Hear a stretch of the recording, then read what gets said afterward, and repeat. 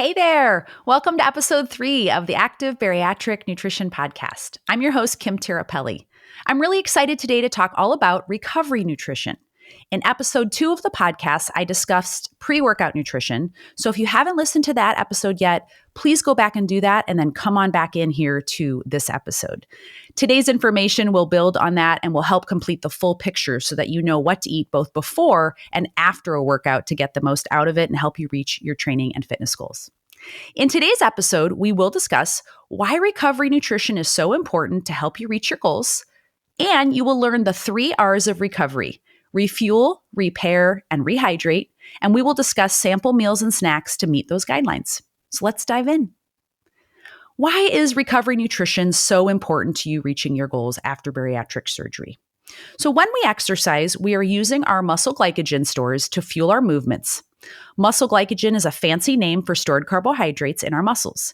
And remember, carbohydrate means sugar. This carbohydrate source must then be replenished so that we can be ready to push hard at our next workout. Without refueling with carbohydrates after a workout, you will feel more fatigued in that next workout. You will also be at increased risk for both illness and injury over the course of your training. If you are hoping to gain muscle mass or if you're utilizing strength training in your exercise program, protein is critical to include after a workout so that you have the amino acids that your muscles need to repair muscle damage and to grow.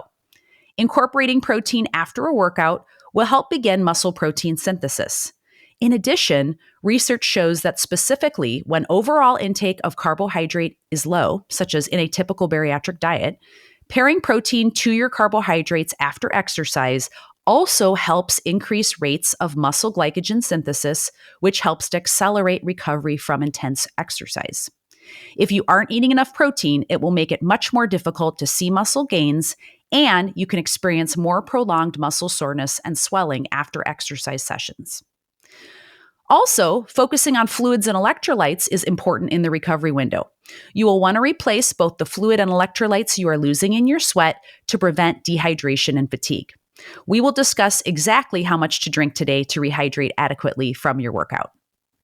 So let's get more into the specifics of recovery nutrition and the 3 R's of recovery: refuel, repair, and rehydrate. Hopefully these 3 R's will help you to remember exactly what to include in your post-workout window. After a workout, we are aiming to replenish the following 3 things: carbohydrates, protein, and fluids with electrolytes. We will also discuss today the sample meals and snacks so that we can reach these recommendations. So the first R of recovery nutrition is refuel. We have to refuel with carbohydrates. As the main energy source in a workout, our body is using our muscle glycogen stores, and therefore, to be able to exercise frequently, you will need to replace these stores. In high-intensity workouts, or if you are working out more than 1 time per day, or you have less than 8 hours in between sessions or competitions, such as like in a tournament setting, it is really important to focus on incorporating carbohydrates in that recovery window to refuel the glycogen stores in your muscles so that they're ready for that next workout or competition. Ideally, we want to aim to begin this refueling window within the first 2 hours after your workout. When working with bariatric athletes, I recommend to my clients to consume at least 30 grams of carbohydrate in those first 2 hours after your workout. That may be in a meal, it could be in a snack, but it'll be really important to get that in as soon as we can after the workout. Again, it's really important if you're working out more than once a day or you have that less than 8 hours in between your sessions. So we want to get those carbohydrates in as quickly as we can. So remember, we want to refuel with carbohydrates in our post-workout window, meal or snack, and we want to aim for 30 grams of carbohydrate in those first 2 hours after your workout. So what foods have carbohydrates? Just as a refresher, in case you're not familiar, let's just go over that. Foods that are rich in carbohydrates include fruits, so any kind of fruit that you enjoy, vegetables, whole grains or complex carbohydrates such as oatmeal, brown rice, quinoa, whole grain pasta or bread, sweet potatoes, beans, dairy products like yogurt. And later, we're going to go over specific examples of how much to eat of these items to reach that 30 grams of carbohydrate. So the second R of recovery is repair. We want to repair our muscles that can be damaged during high intensity workouts or from weightlifting sessions, for example. This is where protein comes into play. To stimulate muscle protein synthesis and see muscle gains, you will want to incorporate at least 20 to 30 grams within the first 2 hours after exercise and at each meal thereafter. As a bariatric athlete, since our focus is already around eating proteins food first at each meal, this should be part of our normal routine. Incorporating this dose of protein at each meal will help reduce muscle soreness, increase muscle gains, and improve recovery. So to review, where can we find protein foods? So animal sources such as chicken, turkey, pork, beef, seafood, dairy products, for example, yogurt, cottage cheese, milk, eggs, beans and lentils, soy-based products. And you can, of course, find also protein in your protein supplements like protein powders, whey protein powder, plant-based protein powders. And you can even find small amounts of protein in nuts, nut butters, and seeds, but these are primarily heart-healthy fats. So you can get some protein in those foods, but they're primarily providing you with heart-healthy fat. So those are all going to be great sources of protein. And I know because you're a bariatric athlete, you're probably very well versed in foods that are rich in protein. But just as a reminder, that's where we're going to find our protein sources. So what's the third R of recovery? Well, the third R is rehydrate. Replacing sweat losses during exercise is critical in preventing dehydration. As a bariatric athlete, you know that you're already at an increased risk of dehydration due to the fact that you have to separate your food and drink by 30 minutes, which somewhat limits overall intake. In addition, depending upon where you are from when you had the surgery, the amount you can sip at each time may be lesser than a non-bariatric athlete. The good news is that over time, we will be able to sip more at one time, but initially in those first year or so, it is going to be a little bit more difficult to get more fluid in. Just makes it a little bit more challenging with the timing and the amount that we can sip. Most surgical centers do recommend patients to reach at least 64 ounces of fluids per day after surgery. But remember, this doesn't take into account the amount of fluid that you're losing in your sweat from your workouts. So we have to make sure we're rehydrating with what we're losing from sweat. So let's talk about how to know how much to rehydrate with. So to determine how much to drink to replace our fluid losses, it is important that you know how much you're losing in each workout. So how do we understand that? You can check your weight before and after the workout. So for example, you can weigh yourself ahead of the workout. Let's say you weighed 150 pounds pre-workout, and then after your workout, you weighed yourself again and you weighed 148 pounds. We can estimate that you lost approximately 2 pounds of fluid from that workout. So 1 pound equals about 16 ounces of fluid. So the guidelines for rehydration are for every 1 pound lost in a workout, you should rehydrate with approximately 16 to 24 ounces of fluids. In addition, sodium is an important electrolyte lost in sweat. And in fact, you will lose more sodium than potassium in your sweat. And I want to give you an example of a common question I receive. So I'll often get asked, should I go ahead and drink coconut water as my rehydration beverage? I hear it's really great.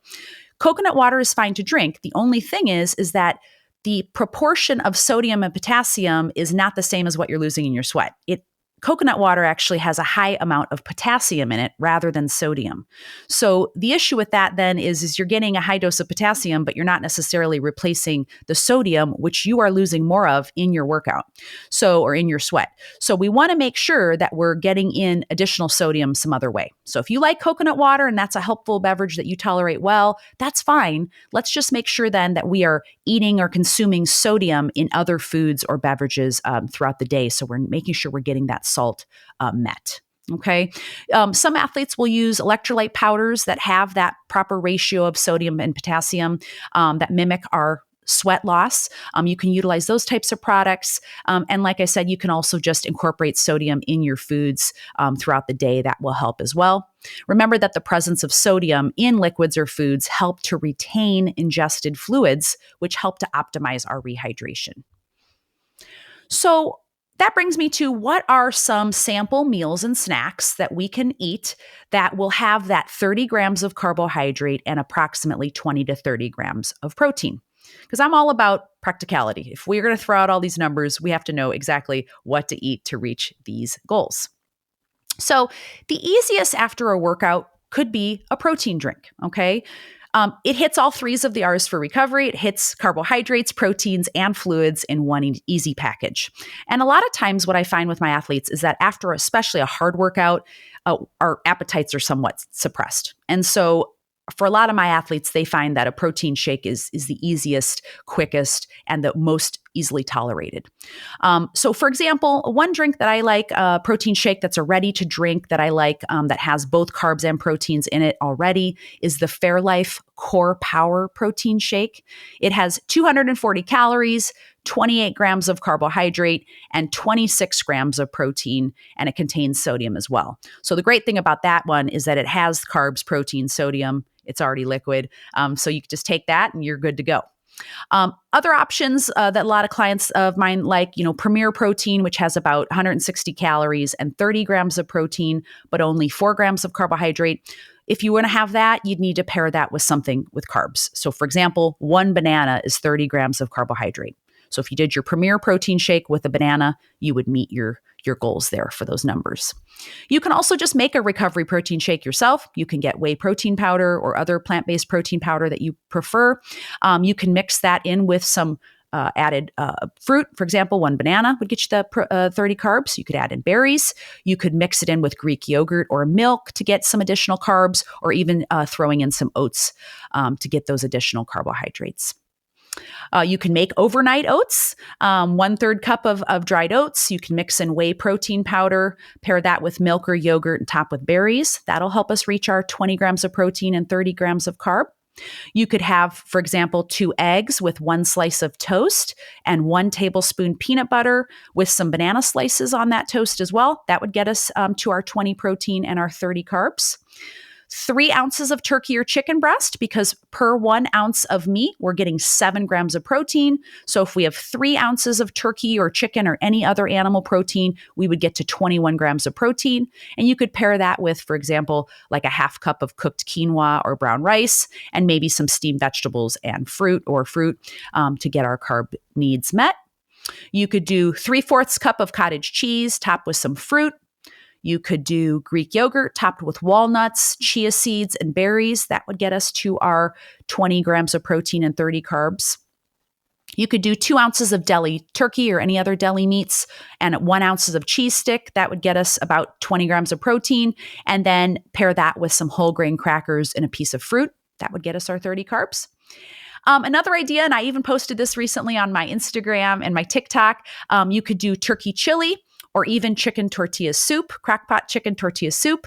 So if you get about a cup of beans, great thing about beans is they contain just in a half cup, 15 grams of carbs and 7 grams of protein. So if you're able to eat 1 cup, that would be our 30 carbs and 14 grams of protein. And if you throw in 2 to 3 ounces of ground turkey or chicken, we'd get that additional boost of protein to meet our protein goals. So these are all some examples of ways that we can actually really meet those number goals. Because like I said before, I hate getting numbers thrown at me without actually understanding how much food do I need to eat to reach those numbers. So any of those examples would be great recovery meal ideas. So I just want to also mention, I'll get questions too about, well, listen, I'm earlier out after surgery. Do I need to be adding in additional snacks? And as I've covered in previous episodes, once we're getting to 4 to 5 times a week of an hour or more, and maybe you're feeling more tired or you feeling you're not recovering properly, then if you're not timing your workout to be around meals, that might be where we start having to focus in on throwing in an additional snack or 2 in the day so that we get these additional grams of carbohydrates and proteins in so that we are able to recover properly. So I just wanted to comment on that in this episode as well, because I do get questions on that quite a bit. So I'm so glad again that you joined me today for episode 3 of the Active Bariatric Podcast. I hope that you found today's information helpful. If you wouldn't mind, I'd love it if you would like and subscribe to this podcast and give it a review, because that helps get it out in front of more people. If you're beginning an exercise program, you have specific fitness goals or training goals, maybe you're wanting to build more muscle mass, or you want to start training for an endurance event, but you just don't know exactly how to eat or fuel properly to meet those goals, please go ahead and go to my website, www.activebariatricnutrition.com. You can learn more about my one-to-one bariatric nutrition coaching services, and you can schedule a call with me and we can go over your goals. You can also find me on social media. I'm on Instagram, Active Bariatric. I'm on TikTok. I have a Facebook community, and I have a new YouTube channel where you can watch all of these podcast episodes in video format.